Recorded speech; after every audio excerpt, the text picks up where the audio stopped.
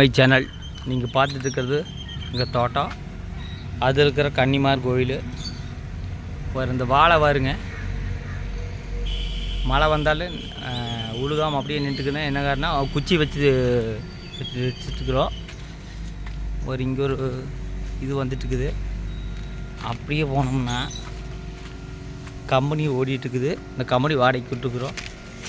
பாருங்க, இங்கே ஒரு வாழை எப்படி ஒரு பழம் ரொம்ப டேஸ்ட்டாக இருக்குது.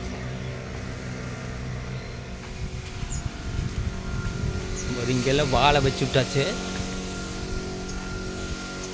இதுதான் மேனுஃபேக்சரிங் கம்பெனி.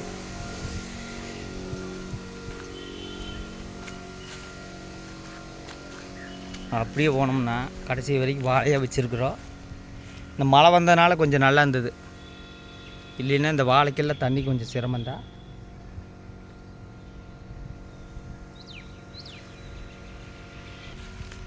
பாருங்க, பூரா வாழை தென்னை மரம் இதை வச்சுருக்குறோம். இந்த பக்கம் இருக்கிற தென்னை மரத்தை நாம் வெட்டிட்டோம்.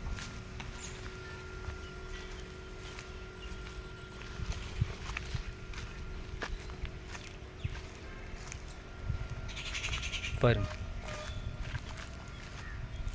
பூரா புளி மரம் தான், யாரும் பொறிக்கிறது இல்லை.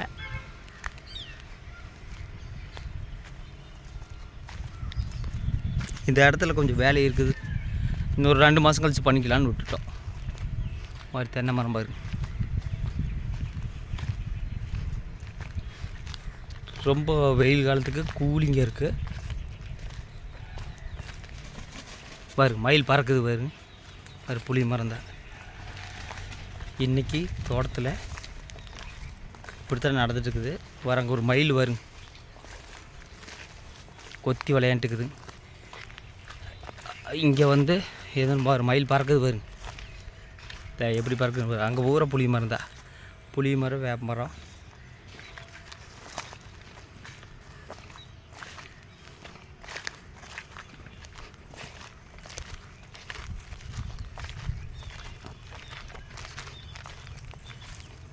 பாரு, இங்கே ஒரு வாழை, இதெல்லாம் வெட்டிட்டாங்க. இதெல்லாம் கொஞ்சம் க்ளீன் பண்ணணும். இது எலுமிச்சம்பழம் மரம் எப்படி இருக்குன்னு பாருங்க. எலுமிச்சம்பழம் மரம், வேப்ப மரம், சிறிய நெகிழுக்கு வேப்ப மரம். இந்த மழை வந்தனால பச்சை பசைன்னு இருக்குது பாருங்க. புறா கூண்டு பூட்டிட்டோம். புறா ஒரு 70 புறா இருக்குது.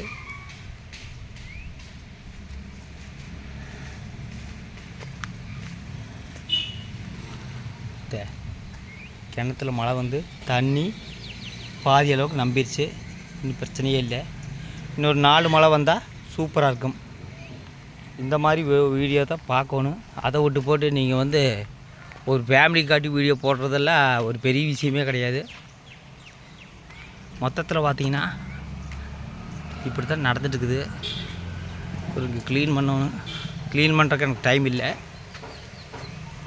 என்ன காரணம்னா, வேலைக்கு போனால் தான் சம்பாதிக்க முடியும். சும்மா தோட்டத்தில் விவசாயம் பண்ணி வருமானம் வர்றது ரொம்ப ரொம்ப கஷ்டமான வேலை. அது ஒரு சிலர் புரியாது. அப்புறம் பார்த்திங்கன்னா பம்பு செட்டில் தண்ணி ஓடிட்டுருக்குது. தண்ணி எப்படி ஓடிட்டுருக்குது,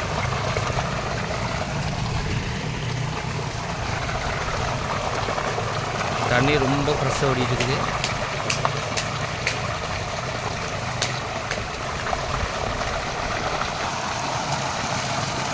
தண்ணி வரும். இந்த தண்ணி தான் எல்லா பக்கம் போயிட்டுருக்குது.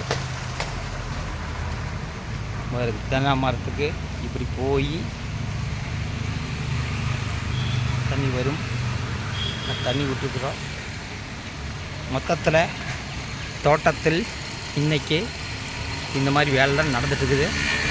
டெக்கரேஷன் பூ வருங்க, எப்படி இருக்குன்னு பாருங்க.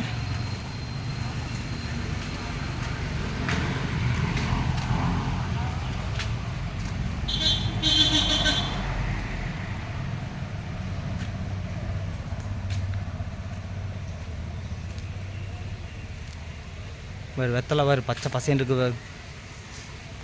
நாட்டு வெத்தலை சூப்பராக இருக்குது. பூரா கருவேப்பந்தலை செடி தான்.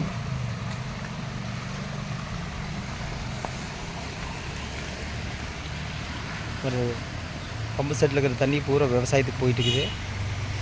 இந்த மரத்துக்கு போயிட்டு இருக்குது. இங்கே வெட்டி விடணும்.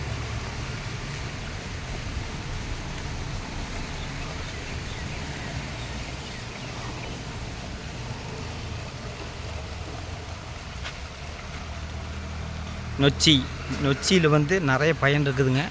சளிக்கெல்லாம் பார்த்தீங்கன்னா இது ஆவி பிடிச்சா ரொம்ப ரொம்ப நல்லது. ஒரு சில பேருக்கு தெரியாது. நீங்கள் மாத்திரையே சாப்பிட வேண்டியதில்லை, ஆவி பிடிச்சாலே போதும்.